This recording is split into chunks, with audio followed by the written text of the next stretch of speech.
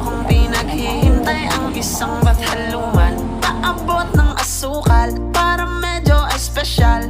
Gusto kong matamis tulad ng ngiti ni mahal. Ngayon all goods na, sakto yung dala kong pera.